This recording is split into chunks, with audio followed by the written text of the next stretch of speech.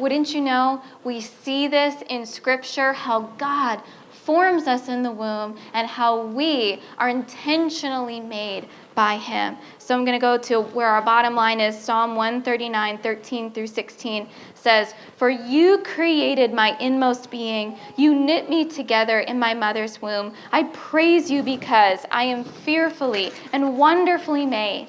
Your works are wonderful. I know that full well. My frame was not hidden from you when I was made in the secret place, when I was woven together in the depths of the earth. Your eyes saw my unformed body. All the days ordained for me were written in your book before one of them came to be."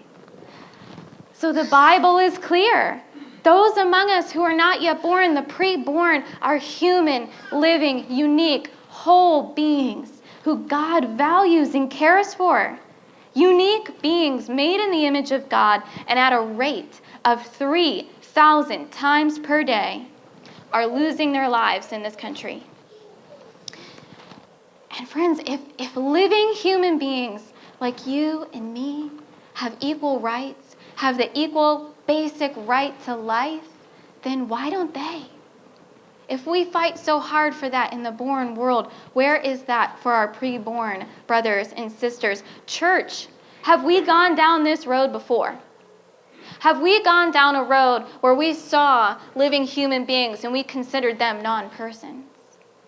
Church, have we been silent on an issue like this before, where we watched others call living human beings non-persons and made decisions for them? So what does God think? What does God think about innocent life being taken? Does his word have anything to say about that? Well, of course it does.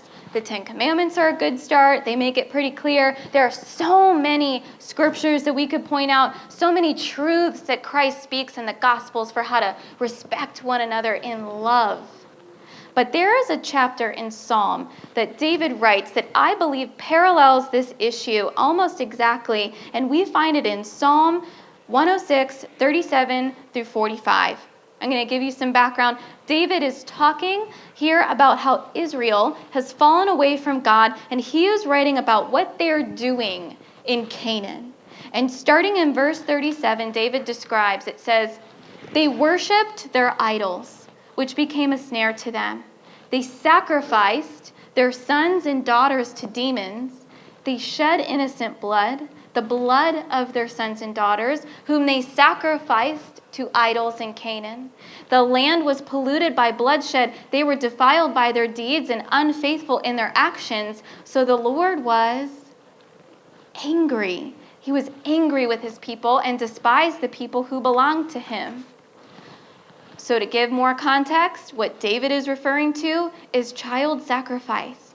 That was happening in Canaan here. The people of Israel were in deep. They had embedded themselves into this culture of worshiping idols, and it had gotten so bad that many scriptures and historical documents outside of scripture describe one of their practices to be sacrificing their own children. Sacrificing their own children.